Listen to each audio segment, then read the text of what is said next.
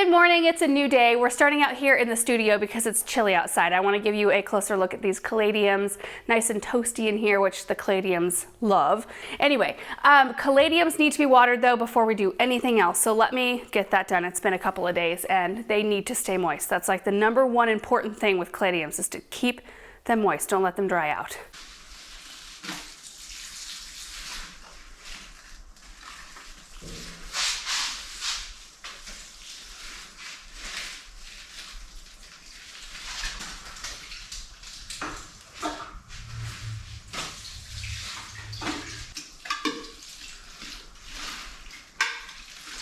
So I just gave them all a little bit of water, just enough to moisten the soil around their roots, but these are sleeved, and as with all sleeved plants, like poinsettias, caladiums, sometimes you'll find Christmas cactus sleeved, you want to do one of two things. So you'll either want to pop the whole plant out of its sleeve, water it, let it drain, and then put it back in its sleeve like that, pretty easy. Or if you have a saucer, like this one right here, you want to take a knife or a razor blade, and you'll want to cut the sleeve. Like that. Just make sure there's an opening in it so that water has a place to escape, and you can just put it right down in a saucer like that. The important thing is just to make sure that there's a way for that water to escape no matter what kind of plant you have. I mean, even if it's a plant like caladium that likes to be on the moist side, you still don't want water collecting at the base of that because it'll just happen over time. I mean, you'll keep watering this plant, that water will keep collecting and it can eventually rot your plant out. So you want to make sure that you are allowing that water a way to get out. Water can escape right into that saucer. It's just a little bit, but that adds up over time. So I have 5 different varieties here. This one is called White Wonder. You can see the tag right here. We've actually planted this one out in the landscape as well. And I love the color on this one. So wintry. This one is called Classic Pink.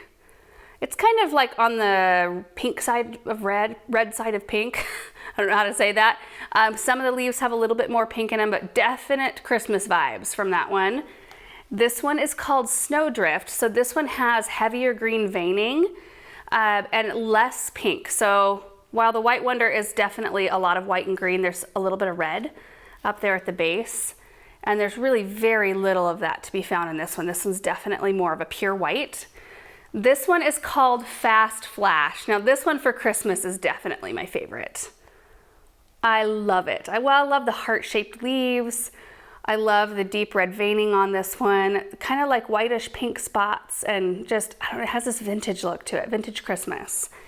And then this one right here is called Radiance, which you see definite variations in leaves. So like the newer leaves have deeper red right here, and as they age out, definitely more pink. All really beautiful. And you guys, we have so many of them. It looks so beautiful in here. And caladiums, they're really interesting. We've tried them both in the house. The first time I grew them in the house, I didn't have as much luck with them because I didn't really know how to care for them properly. And now I know like the most important things for caladiums is yes, they do have a dormant season. So when you find them grown on like this for the holidays, they should last you well through Valentine's Day, which is awesome because they've got great Valentine's colors as well. And then they'll start to fizzle out a little bit, and you can take the bulbs out of the containers, dry them off. I usually store mine in vermiculite like I do all my other bulbs and tubers, and then you can plant them back out in the landscape or in containers once, like well past the danger of any kind of frost. So for us, that means the end of May, and you can grow them again, which is really fun. And I find even though that's kind of a process, it's way less fussy than the process is for poinsettias and getting those to recolor again, if you can get them to survive the season. That's the thing, like it's fun to have an alternative to poinsettias because while those are just super classic, they can be a little bit more fussy about water. Like these like to just be moist all the time. So it's very easy, especially if you're the type who likes to kind of be a little heavy-handed with your water. This would be a really fun option. They like bright light. They don't like a lot of drafts. Most houseplants don't. They don't want to be right by a heat register or right by a door where they're going to get blasted by cold air. In fact, like these closer to the door, I try to go through the door really quickly so that I'm not blasting them with the cold, frigid outside air. Of course, we'll be moving these soon, but yeah, that's kind of the most important things, is to make sure they don't dry out, make sure they just have bright light. It doesn't need to be direct light.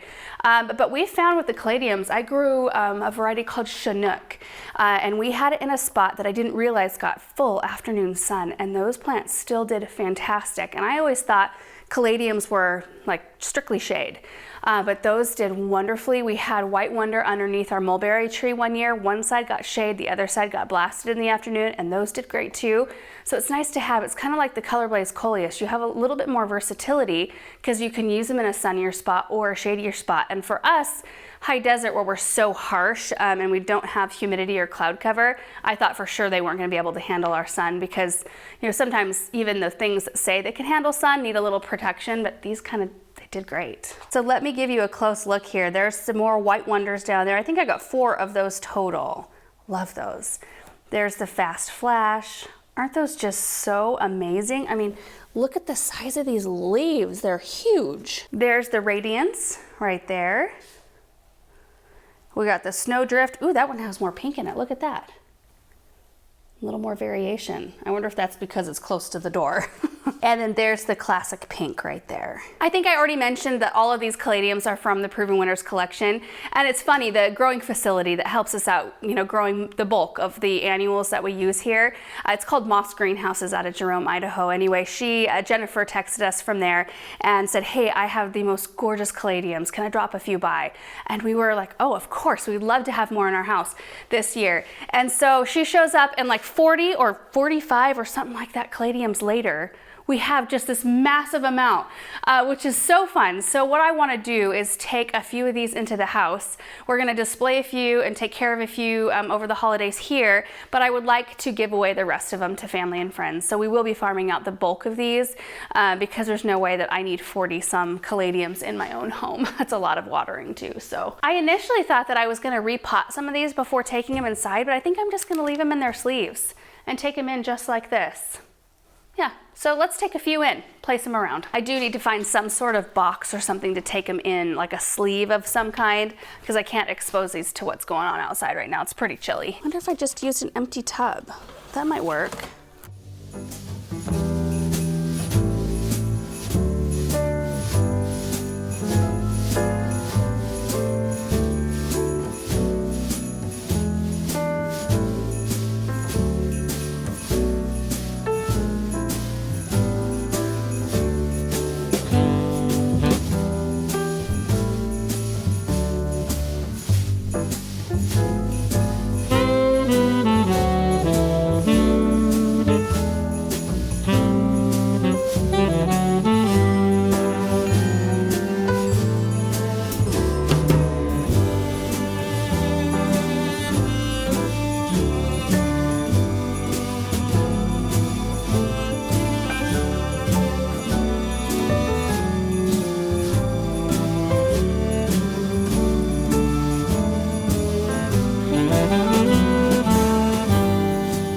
Starting to look so festive in the house. All the caladiums are set in there, and it just brings an extra dimension of color or something. I don't know what it does when you bring in holiday plants like that, but it's beautiful.